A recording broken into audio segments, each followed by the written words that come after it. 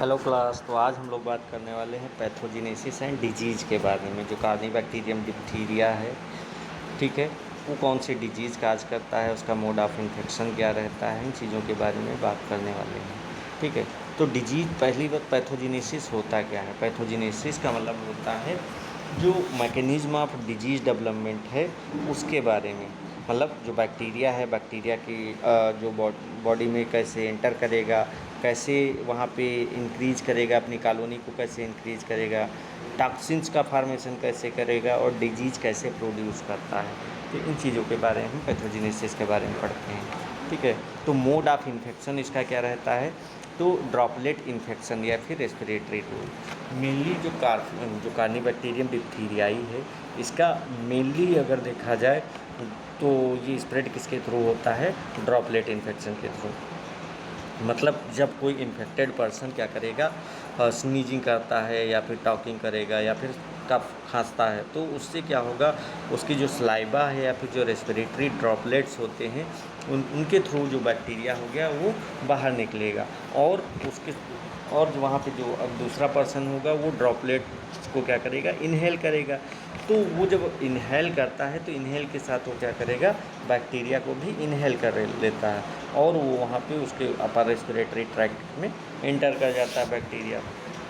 अब जब bacteria inter करेगा तो क्या होगा, वहाँ पे जो पेशेंट है वो पहले कैरियर की तरह वर्क करेगा, जिससे क्या होगा, वहाँ पे सिम्टम्स नहीं होंगे। ठीक है, तो जब उसके अंदर इंटर करेगा फिर डिजीज़ काज करेगा वहाँ पे। तो इसका अब बात करते हैं इंक्यूबेशन पीरियड की। तो जो इसका इंक्यूबेशन पीरियड रहता है वो कितना रहता है, 2 to 5 डेज रहता है। तो ये जो इंक्यूबेशन पीरियड होता है इसमें क्या करेगा, जो बैक्टीरिया होगा वो वहाँ पे जाके मल्टीप्लाई करेगा और वहाँ पे जो म्यूकोसा है म्यूकोसा के साथ अटैच रहेगा और वहाँ पे टॉक्सिन्स का फार्मेशन करना शुरू कर देता है। लेकिन इसके दौरान क्या होगा, वहाँ पे जो पेशेंट रहेगा, पेशेंट में वहाँ पे कोई सिम्टम्स अपीयर नहीं होते, क्योंकि जो इंक्यूबेशन पीरियड होता है, तो इंक्यूबेशन पीरियड का मतलब होता है एक ऐसा टाइम जहाँ पे जो बैक्टीरिया है वो इन्फेक्शन तो नहीं काज किया, इन्फेक्शन काज करना शुरू किया है, मतलब इन्फेक्शन होने से पहले ही वहाँ पे जो सिम्टम्स अपीयर होंगे। ठीक है, जब डिजीज़ काज किया, डिजीज़ काज होने के बाद और जो सिम्टम्स वहाँ पे अपीयर होने वाले हैं उनसे पहले का जो पीरियड रहेगा उसी को क्या कहते हैं, इंक्यूबेशन पीरियड कहते हैं। ठीक है, तो वहाँ पे क्या होता है, बैक्टीरिया जाएगा वहाँ पे टॉक्सिन्स प्रोड्यूस करेगा। ठीक है, टॉक्सिन्स के फार्मेशन करना शुरू करता है और वहाँ पे जो म्यूकोसा होती है उससे अटैच करता है। ठीक है, अब बात करते हैं स्टेजेज ऑफ डिजीज़ के। तो डिजीज़ को मेनली 2 स्टेजेज में डिवाइड किया गया, एक लोकल इन्फेक्शन हो गया, दूसरा सिस्टमिक टॉक्सिक इफेक्ट हो गया। लोकल इन्फेक्शन में क्या होता है, जो इन्फेक्शन है वो सबसे पहले क्या होगा, यहाँ पे जो अपर रेस्पिरेटरी ट्रैक्ट होगा वहाँ पे होगा। तो इसकी बहुत सारी कॉमन साइट्स रहती हैं, जैसे फैरिंग्स हो गया, लैरिंग्स हो गया, नोजल कैविटी हो गई या फिर टॉन्सिल्स हो गए। तो ये सब इसके क्या हैं, लोकल कह सकते हैं कॉमन साइट्स रहती हैं। Formation of pseudo membrane greyish white formally adherent to membrane composite to necrotic cells fibrin and bacteria. तो मेनली होगा क्या, यहाँ पे जो बैक्टीरिया है वो क्या करेगा, जब वहाँ पे म्यूकोसल सेल, जो म्यूकोसा की जो एपिथेलियल सेल्स रहती हैं उनमें ये अडेयर कर जाता है, किसके थ्रू, पिलाई के थ्रू। फिर वहाँ पे जो ये क्या करेगा, मल्टीप्लिकेशन शुरू करेगा और वहाँ पे जो एक्जोटॉक्सिन्स होती हैं उनका फार्मेशन शुरू कर देता है। तो होता क्या, जो एक्जोटॉक्सिन्स है, ये एक्जोटॉक्सिन सबसे पहले जो एपिथेलियल सेल्स होती हैं उनको डिस्ट्रॉय कर देता है। ठीक है, जिसके कारण क्या होगा, वहाँ की जो सेल्स होंगी उनकी डेथ हो जाएगी, जिसको नेक्रोसिस कहते काज होगा। फिर इन्फ्लामेशन हो गया, फेब्रिन डिपोजिशन होगा, ये सारी चीज़ें वहाँ पे होती हैं। इसके बाद क्या होगा, जितनी भी ये डेड एपिथेलियल सेल्स हो गए, फेब्रिन हो गया, आरबीसी, डब्ल्यूबीसी या फिर जो बैक्टीरिया होंगे, ये सारी चीज़ें मिल करके क्या बनाएंगी, एक मेम्ब्रेन का फार्मेशन करती हैं, जिसको हम क्या कहते हैं, स्यूडो मेम्ब्रेन कहते हैं या फिर फाल्स मेम्ब्रेन कह सकते हैं। ठीक है, तो उसका फार्मेशन करती हैं। अब बात है ये स्यूडो मेम्ब्रेन क्या होती है, इसको स्यूडो मेम्ब्रेन क्यों कहा जाता है। तो नॉर्मली होता क्या है, ये कोई नॉर्मल टिश्यू मेम्ब्रेन नहीं होती है। ये क्या होती है, जब वहाँ पे जो डेड सेल्स हो गए हैं, जिसको बैक्टीरिया किल कर दिया, डेड सेल्स हो गए, और जो इन्फ्लामेटरी मटेरियल्स हो गए उनसे मिलके ये बनी रहती हैं। इसी कारण से इसको क्या कहा जाता है, फाल्स मेम्ब्रेन कहो या फिर स्यूडो मेम्ब्रेन कहा जाता है। ठीक है, इसको स्यूडो मेम्ब्रेन कहेंगे। नेक्स्ट हो गया हाँ, तो ये कहाँ पे अटैच रहेगी, तो ये हमारी जो फायरिंग्स रहती है फायरिंग से अटैच रहती है। तो इसको अगर हम लिविंग जो टिश्यूज़ रहती हैं उनके साथ ही अडेयर रहती है। अगर इसको हम हटाने की कोशिश करेंगे तो वहाँ पे ब्लीडिंग होने लगेगी और वहाँ पे टिश्यू इंजरी हो जाएगी। ठीक है, तो ये डिप्थीरिया का हॉलमार्क फाइंडिंग रहेगी सबसे पहले। अब यहाँ पे सिम्टम्स क्या क्या अपीयर होंगे जाके उसके अंदर, तो पेनफुल सोर हो गया, पेनफुल सोर थ्रोट हो गया, फीवर, डिफ़िकल्टी स्वॉलोइंग। तो अगर मान लिया वहाँ पे इन्फ्लामेशन हुआ है फेरिंक्स रीजन में तो उस कंडीशन में वहाँ पे जो थ्रोट होगा, थ्रोट के अंदर इन्फ्लामेशन होगा और वहाँ पे पेन या बर्निंग सेंसेशन हो सकता है, इरिटेशन जैसी कंडीशंस डेवलप हो सकती है। इसके अलावा फीवर आ सकता है क्योंकि बैक्टीरिया ने वहाँ पे टॉक्सिन्स प्रोड्यूस किए हैं। तो जब टॉक्सिन्स प्रोड्यूस करता है तो हमारी बॉडी क्या करती है, उसके अगेंस्ट वहाँ पे एंटीबॉडीज़ का प्रोडक्शन करती है, या फिर जो हमारी इम्यून सेल्स होती हैं उनको वहाँ पे एक्टिवेट करती है, जिसके कारण क्या होगा, वहाँ पे माइल्ड से मॉडरेट फीवर जैसी कंडीशन डेवलप हो सकती है। इसके अलावा डिफ़िकल्टी इन स्वालोइंग, तो जब स्यूडो मेम्ब्रेन का फॉर्मेशन होगा और वहाँ पे इन्फ्लामेशन हो जाएगा, जिसके कारण क्या होगा, वहाँ की जो फायरिंग्स है फायरिंग्स का जो वहाँ पे पाथ है वो क्या हो जाएगा, नेरो हो जाएगा। अब जब पाथ ही नेरो हो गया तो जब हम कोई चीज़ हम इंगल्फ करेंगे तो उसकी वजह से वहाँ पे कह सकते हैं प्रॉब्लम्स होगी और वहाँ पे पेन भी होगा। ठीक है, तो इसमें मेनली होगा क्या, जो पेशेंट होगा उसको खाने में या फिर निगलने में वहाँ पे प्रॉब्लम्स होती है। नेक्स्ट बात करते हैं सिस्टमिक टॉक्सिक इफेक्ट का। तो सिस्टमिक टॉक्सिक इफेक्ट क्या होता है, toxins absorbed into the blood and affects heart. तो मिली कह सकते हैं जो सिस्टमिक टॉक्सिक इफेक्ट होगा, ये जो अगर जो टॉक्सिन्स रहता है, टॉक्सिन्स ये थ्रोट में ही नहीं रहेगा, फिर आगे चल के ये क्या करेगा, ब्लड में इंटर करेगा, ब्लड के थ्रू ये वहाँ पे पूरी बॉडी में स्प्रेड हो जाता है और वहाँ पे ये सिस्टमिक टॉक्सीमिया का काज करता है। ठीक है, तो वहाँ पे जब टॉक्सिक ब्लड में इंटर होगा तो ब्लड क्या करता है, पूरी बॉडी में सर्कुलेट होता है, जितने आर्गन्स हैं तो ये भी क्या करेगा, जितने आर्गन्स हैं वहाँ पे ये सर्कुलेट करेगा। ठीक है, तो पहले क्या काज करता है, सबसे पहले हार्ट के अंदर ही क्या काज करेगा, मायोकार्डाइटिस। तो जब ये टॉक्सिन्स वहाँ पे प्रोड्यूस करेगा तो उसकी वजह से सबसे पहले प्रॉब्लम्स क्या आती है, हार्ट मसल्स या फिर वहाँ पे कह सकते हैं मायोकार्डाइटिस वहाँ पे काज करता है, जो हमारे हार्ट की मसल्स रहती हैं, मिडिल मसल्स रहती हैं, मिडिल हार्ट की लेयर्स रहती हैं। नेक्स्ट है नर्व्स। तो जो पेरीफेरल न्यूराइटिस हो गया, पेरीफेरल न्यूराइटिस काज करता है, नर्व्स मतलब जो ये क्या करेगा, हमारी जो नर्व्स रहती हैं, पेरीफेरल नर्व्स रहती हैं, उनको ये डैमेज कर देता है। जब पेरीफेरल नर्व डैमेज हो जाएंगी तो क्या होगा, वहाँ पे जो पैरालिसिस के चांसेस रहेंगे वहाँ पे, या फिर नेजल कह सकते हैं रेगुलेशन की कंडीशन, डिफ़िकल्टी स्वॉलोइंग हो सकती है, लिम्ब वीकनेस हो सकती है, या फिर पैरालिसिस जैसी कंडीशन वहाँ पे डेवलप हो जाएगी। क्योंकि इसमें होता क्या है, जो हमारी क्रेनियल नर्व्स हो गई या फिर जो मोटर नर्व्स होती हैं, ये सबसे पहले अफेक्टेड होती हैं। ठीक है, तो यहाँ पे पैरालिसिस के चांसेस रहते हैं। मोस्टली यहाँ पे होता क्या है, जो पैरालिसिस रहेगी वो रिवर्सिबल होगी। ठीक है, अगर वहाँ पे ट्रीटमेंट सही से टाइम पे करवा लेते हैं तो वहाँ पे ये चीज़ें नॉर्मल हो सकती थी। ठीक है, नेक्स्ट बात करते हैं किडनी में ट्यूबुलर नेक्रोसिस कार्य करता है। तो ये टॉक्सिन्स होगा, किडनी की जो ट्यूबुलर रहती है, रीनल ट्यूबुलर एपिथेलियल सेल्स रहती हैं, उनको ये क्या कर देता है, डैमेज कर देता है। जब ये डैमेज हो जाएंगी जिसके कारण वहाँ पे ट्यूबुलर नेक्रोसिस या प्रोटीनूरिया की कंडीशन डेवलप हो जाएगी, कभी कभी एक्यूट किडनी इंजरी भी हो जाती है। तो ये सारी कंडीशंस वहाँ पे डेवलप हो सकती हैं। अब हम बात करते हैं होस्ट इम्यूनिटी की। तो protection against diphtheria depends upon antitoxins, immunoglobin, G antibodies in blood stream.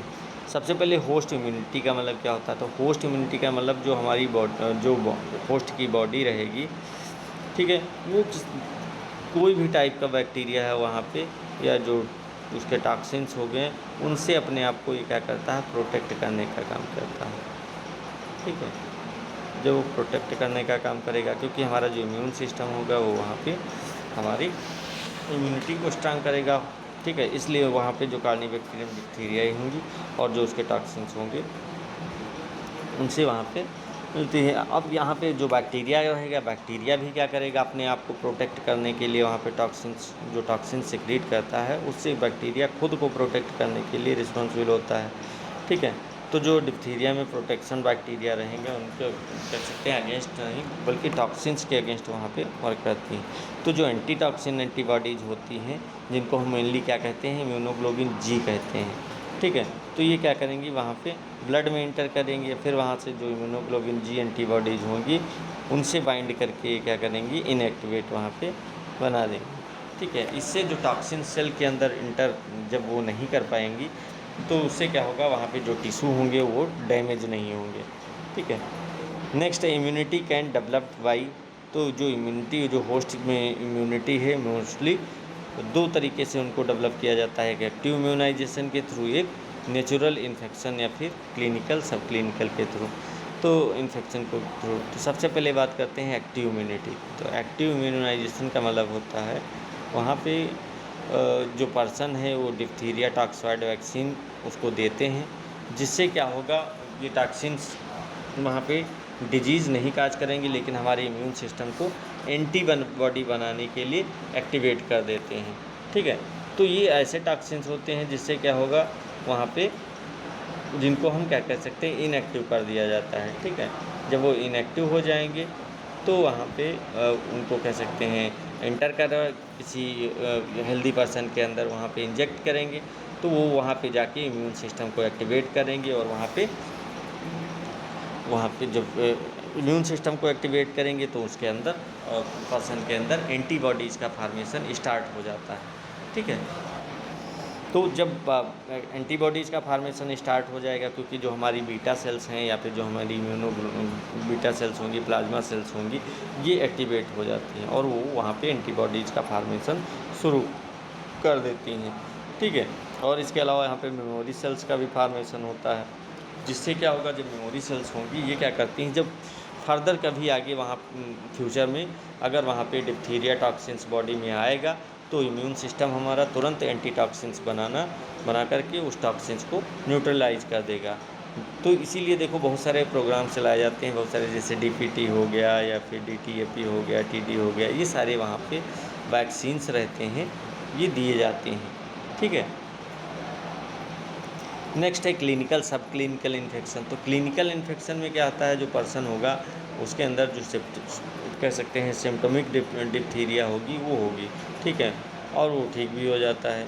तो उससे क्या होगा, वहाँ पे जो बॉडी के अंदर नेचुरल इम्यूनोग्लोबिन ई एंटीबॉडीज का फार्मेशन होगा, इससे फ्यूचर में वहाँ पे प्रोटेक्शन के लिए हेल्प मिलती है।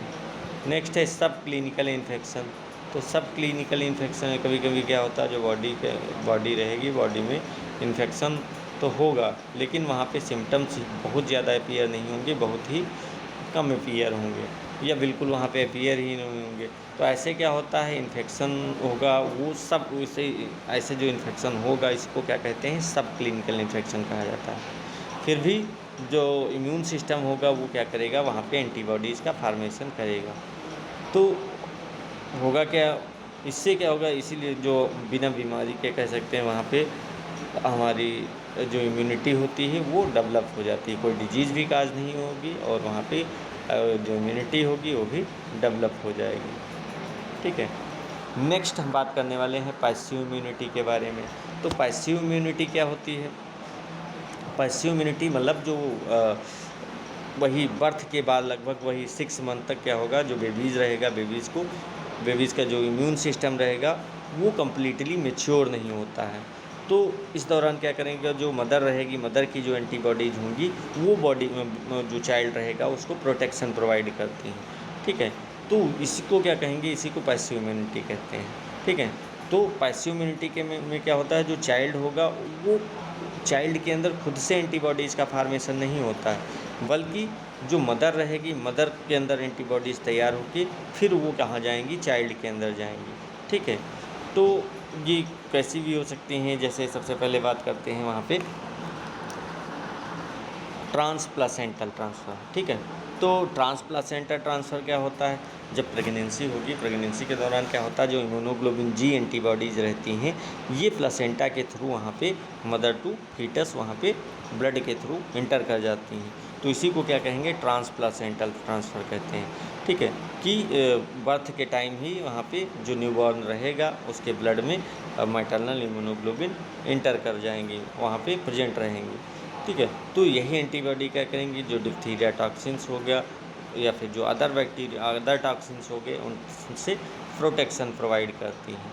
ठीक है, और केवल इम्यूनोग्लोबिन जी की ये जो इम्यूनोग्लोबिन जी होती है ये स्मॉलेस्ट एंटीबॉडीज रहती है, इसका साइज़ बहुत छोटा है, तो ये आसानी से वहाँ पे प्लासेंटा को क्रॉस कर जाती है, और यही एक ऐसी इम्यूनोग्लोबिन है जो केवल प्लासेंटा को क्रॉस करती है। तो पहला तो हो गई ट्रांसप्लासेंटल, दूसरा हो गई ब्रेस्ट मिल्क। जो ब्रेस्ट मिल्क रहता है उसमें भी मेनली क्या रहता है, कोलेस्ट्रम में भी एंटीबॉडीज़ रहती हैं। ठीक है, तो इनमें कौन सी रहती है, इनमें मोस्टली जो इम्यूनोग्लोबिन ए रहती है वो होती है, और स्मॉल अमाउंट में यहाँ पे इम्यूनोग्लोबिन जी भी प्रेजेंट रहती हैं। तो जो ब्रेस्ट मिल्क रहेगा, ब्रेस्ट मिल्क में भी एंटीबॉडीज़ रहेंगी। तो ये क्या करेंगे, जो माउथ है, थ्रोट है, इंटेस्टाइन की जो म्यूकोसल सरफेस होती है उसको इन्फेक्शन से वहाँ पे प्रोटेक्शन प्रोवाइड करती हैं, जो चाइल्ड होगा उसमें इन्फेक्शन से प्रोटेक्शन प्रोवाइड करेंगी। ठीक है, these antibodies give temporary protection. ठीक है, पैसिव इम्यूनिटी। तो जो ये मैटरनल एंटीबॉडीज़ हो गई ये हमेशा प्रेजेंट नहीं रहेंगी चाइल्ड में, धीरे धीरे क्या हो गई 6 मंथ या 9 मंथ के बाद ये क्या होती है, धीरे धीरे वहाँ पे रिड्यूस होने लगती हैं। तो इसीलिए जो चाइल्ड रहेगा, चाइल्ड को टाइम पे क्या किया जाता है, वहाँ पे डीपीटी का वैक्सीन दिया जाता है। ठीक है, जिससे वहाँ पे वो डिजीज़ उसके अंदर काज ना हो। ठीक है, तो यही चीज़ें रहती हैं। अब बात की जाए तो एक्टिव इम्यूनिटी और पैसिव इम्यूनिटी क्या होता है, तो एक्टिव इम्यूनिटी मतलब जो रेडीली वहाँ पे एंटीबॉडी हो जाती है, कहते हैं रेडीमेड कह सकते हैं एंटीबॉडीज होती हैं, ये क्या करेंगी, तुरंत वहाँ पे प्रोटेक्शन प्रोवाइड करेंगे। ठीक है, तो इनको क्या कहेंगे, पैसिव इम्यूनिटी में सारी चीज़ें डेवलप होंगी, मेमोरी सेल नहीं बनेंगी, और वहाँ पे प्रोटेक्शन जो रहेगा टेम्परेरी रहेगा। जैसे मैंने बताया पैसिव इम्यूनिटी में ट्रांसप्लासेंटल या फिर ब्रेस्ट मिल्क के बारे में बताया। एक्टिव इम्यूनिटी में क्या होगा, जो हमारी बॉडी रहती है वो खुद से एंटीबॉडीज़ का फार्मेशन करती है, वहाँ पे एंटीबॉडीज़ का फार्मेशन होगा, मेमोरी सेल का फार्मेशन होगा, जिससे क्या होगा, जो बॉडी होगी वो लंबे समय तक वहाँ पे प्रोटेक्ट रहेगी। नेक्स्ट बात हम करते हैं एंटीबॉडीज़ टाइप्स की। टाइप्स ऑफ एंटीबॉडीज़ कह सकते हैं। तो later antibodies mainly immunoglobin G and immunoglobin A types. तो जो डिप्थीरिया इन्फेक्शन होगा, डिप्थीरिया इन्फेक्शन या वैक्सीनेशन के बाद मोस्टली जो 2 टाइप्स की एंटीबॉडीज़ होती हैं वो इंपॉर्टेंट होती हैं, एक इम्यूनोग्लोबिन जी और दूसरी इम्यूनोग्लोबिन ए। जो इम्यूनोग्लोबिन ए रहती हैं ये क्या करेगी, वहाँ पे सिस्टमिक प्रोटेक्शन, मतलब हमारी जो इम्यूनोग्लोबिन जी रहती हैं ये हमारी बॉडी को सिस्टमिक प्रोटेक्शन का मतलब हो गया, हमारी जो जितने भी सिस्टम्स होते हैं, जितने भी ऑर्गन्स रहते हैं उनको प्रोटेक्शन प्रोवाइड करते हैं, क्योंकि हमारी बॉडी में जो इम्यूनोग्लोबिन जी रहती हैं ये एबंडेंट फार्म में प्रेजेंट रहती हैं। ठीक है, तो ये क्या करती हैं, ये जो डिप्थीरिया टॉक्सिन्स होगा उसको न्यूट्रलाइज कर देंगी, ब्लड में जो सर्कुलेटिंग टॉक्सिन्स होते हैं उनको कह सकते हैं डिस्ट्रॉय करती हैं, और जो हमारा हार्ट हो गया, किडनी हो गए, नर्व्स हो गए, उसको भी ये टॉक्सिन से वहाँ पे प्रोटेक्शन प्रोवाइड करती हैं। ठीक है, और जो ये एंटीबॉडीज़ होंगी ये डिजीज़ की सीवियरिटी को भी रिड्यूस करेंगी। नेक्स्ट है immunoglobin A, mucosal protection, throat, respiratory mucosa. ठीक है, तो जो इम्यूनोग्लोबिन ए है ये क्या करती हैं, मोस्टली जो म्यूकोसल सिक्रीशंस होते हैं वहाँ पे ये प्रेजेंट रहती हैं, चाहे वो रेस्पिरेटरी सिक्रीशन हो या फिर टीयर्स हो गया, ब्रेस्ट मिल्क हो गया, सलाइवा हो गया, यहाँ पे प्रेजेंट रहती हैं। ठीक है, तो इम्यूनोग्लोबिन ए क्या करेंगे, जो बैक्टीरिया हो गया, बैक्टीरिया को थ्रॉट या फिर जो रेस्पिरेटरी म्यूकोसा है उस पर अटैच होने से रोकती हैं। ठीक है, अटैच नहीं होने देती हैं। तो जब वो बैक्टीरिया जाके वहाँ पे अटैच ही नहीं होगा, ढेर ही चिपकेगा ही नहीं जाके, तो वहाँ पे वो डेवलपमेंट नहीं कर पाएगा। ठीक है, तो इससे क्या होगा, वहाँ पे इन्फेक्शन शुरू ही नहीं होगा, इन्फेक्शन पहले ही वहाँ पे ख़त्म हो जाएगा। ठीक है, तो ये अलग अलग कंडीशन थे जिनके थ्रू हम क्या करते हैं, वहाँ पे प्रोटेक्ट कर सकते हैं बॉडी को। अब हम बात करेंगे इसके बाद क्लिनिकल मैनिफेस्टेशन के बारे में। ठीक है, कौन कौन से फैक्टर्स रहते हैं जो कि इस पर डिपेंडेंट रहते हैं। मेनली अगर देखा जाए क्लिनिकल मैनिफेस्टेशन का मतलब क्या हो गया, जो डिजीज़ काज हुई हो। ठीक है, डिजीज़ काज के काज के दौरान वहाँ पे जो जो सिम्टम्स वहाँ पे अपीयर हो रहे हैं, जो साइन एंड सिम्टम्स अपीयर हो रहे हैं, मान लिया किसी पर्सन के अंदर डिप्थीरिया काज हुई तो काज होने के बाद वहाँ पे जो सिम्टम्स अपीयर होंगे तो उन्हीं को क्या कहेंगे, वहाँ पे क्लिनिकल मैनिफेस्टेशन कहते हैं। तो डिप्थीरिया जो रहता है, डिप्थीरिया ऑन 3 फैक्टर्स। तो जो डिप्थीरिया होगा हर एक पेशेंट में एक जैसा नहीं होगा, किसी में सीवियरिटी अलग रहेगी। तो मोस्टली उसी सीवियरिटी के बेसिस पे ही इसको जो मेनली जो 3 फैक्टर्स रहते हैं इनकी सीवियरिटी उस पर डिपेंड करेगी। कौन कौन से? इम्यून स्टेटस ऑफ पेशेंट, जो पेशेंट रहेगा उसकी इम्यूनिटी कैसी है, ठीक है। अगर उसकी इम्यूनिटी अच्छी है तो वहाँ पे डिजीज़ माइल्ड होगी, टॉक्सिन जल्दी से न्यूट्रलाइज हो जाएगा और वहाँ पे कॉम्प्लिकेशंस कम होंगी, ठीक है। क्योंकि वहाँ पे जो डिप्थीरिया टॉक्सिन्स होगा वो वहाँ पे सर्वाइव नहीं कर पाएगा, ठीक है। तो डिपेंड करेगा वहाँ पे कितनी एंटीबॉडीज़ हमारे अंदर प्रेजेंट हैं। दूसरा है पुअर इम्यूनिटी। अगर उसकी इम्यूनिटी वीक है तो क्या होगा, वहाँ पे इन्फेक्शन सीवियर होगा जाके, क्योंकि वहाँ पे जो सूडो मेम्ब्रेन होगा उसका फार्मेशन ज़्यादा से ज़्यादा होगा वहाँ पे, और जो सिस्टमिक टॉक्सिन्स होंगी वो भी ब्लड में ज़्यादा स्प्रेड होंगे और जाके हमारे जो हार्ट है, नर्व्स या किडनी को अफेक्ट करेंगे जाके। सेकेंड है वायरुलेंस ऑफ कार्निबैक्टीरियम डिप्थीरियाई स्ट्रेन्स। तो जो सभी स्ट्रेन्स रहेंगे उनकी जो वायरुलेंट रहती हैं, वायरुलेंस की प्रॉपर्टी रहती है वो एक इक्वल नहीं होती है, ठीक है। तो अगर मान लिया कोई स्ट्रेन है, स्ट्रेन में वहाँ पे बीटा फेज है, तो बीटा फेज के थ्रू वहाँ पे टॉक्सिन्स प्रेजेंट रहेंगे, तो जो डिप्थीरिया जो टॉक्सिन्स होगा उसको ज़्यादा से ज़्यादा प्रोड्यूस करेगा। तब वहाँ पे जो डिजीज़ होगी वो क्या होगी, सीवियर डिजीज़ होगी, ठीक है। क्योंकि वहाँ पे जो टॉक्सिन्स का प्रोडक्शन होता है वो बहुत ज़्यादा हो रहा। जब वहाँ टॉक्सिन्स प्रोडक्शन ज़्यादा होगा, डिजीज़ सीवियर काज होगी और वहाँ पे जो कॉम्प्लिकेशंस होंगी वो भी बहुत ज़्यादा होंगी अगर टॉक्सिजेनिक स्ट्रेन है। अगर नॉन टॉक्सिजेनिक स्ट्रेन होगी तो वहाँ पे माइल्ड इन्फेक्शन हो गया, मेनली वहाँ पे जो स्किन रहती है वो स्किन पे इन्फेक्शन होता है और वहाँ पे कोई सीवियर सिस्टमिक टॉक्सिसिटी काज नहीं होती है। थर्ड है साइट ऑफ इन्फेक्शन।